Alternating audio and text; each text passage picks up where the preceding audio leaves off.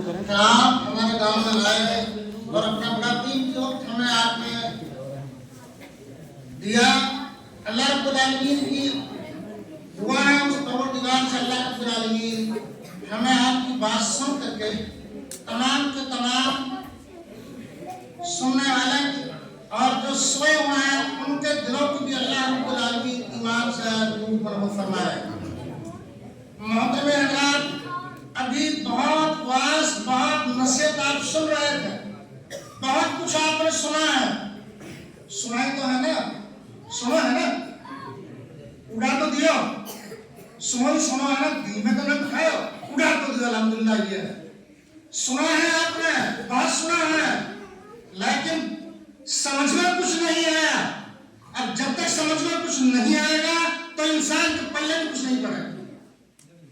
ये कुरान है, किताबुल्लाह है, जो बयान भी हो रहे था, ये सुन्नत रसूलुल्लाह है। आप मस्जिद में आए होंगे, आप दाखिल हुए होंगे, ये अल्लाह के घर है, आप इनमें आए होंगे, दाखिल हुए होंगे, आपने कहा होगा अल्लाह मफ्ताहली, आपने पढ़ा होगा, बच्चे पढ़ते हैं, आपने पढ़ा होगा अल्लाह मफ्ताहली, अल्लाह खोल दे।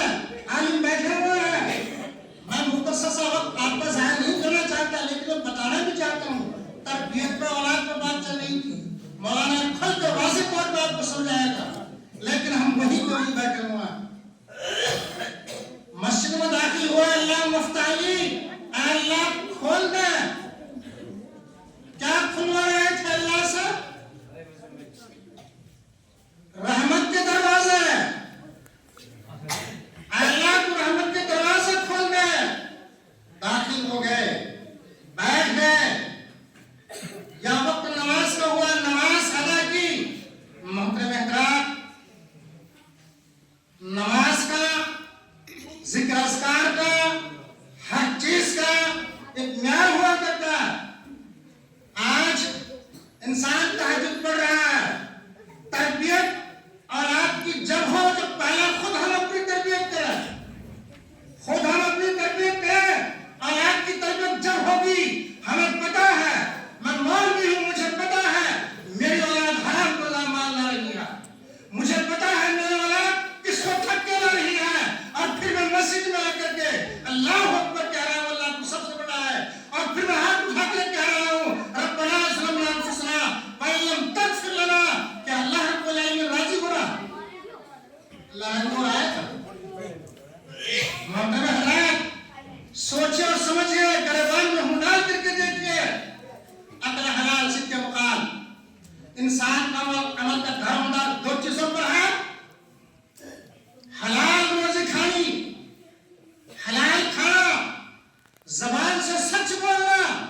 ना हमारी जबान सच बोल रही है, ना हमारी रोजियां सही है, चाहे कितने कितने बड़े बड़े आबिद जाहिद हो, मैं सबके लिए ये कहूंगा, सर्वे करके देखिए कहां से खा रहा है, कहां से माल आ रहा है, कौन कमा के ला रहा है, किसके औलाद हलाल ला रही है। क्या उस बाप को नहीं पता है, उस माँ को नहीं पता है?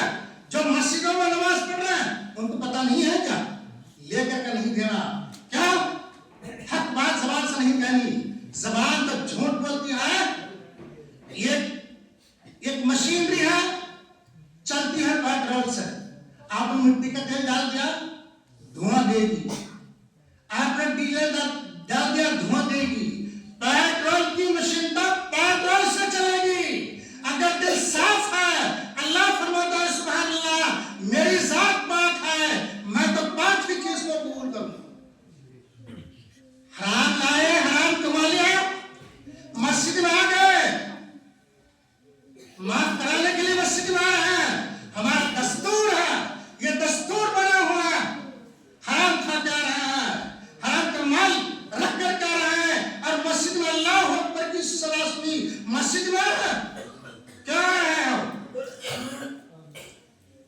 माफ कराने के लिए आ रहे हैं।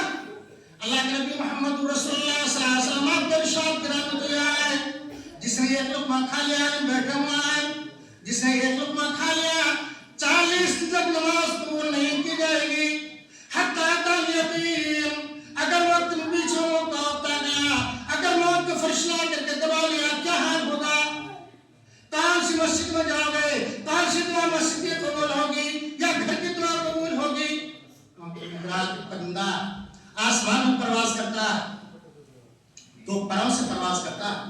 जो बाजुएं होती हैं, न मालूम बंबई का परिंदा आपके जंगल में भी आ सकता है अगर पानी मिला तो।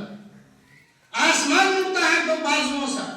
नमाज के तो बाजू होते हैं अपने हलाल के मुताबिक।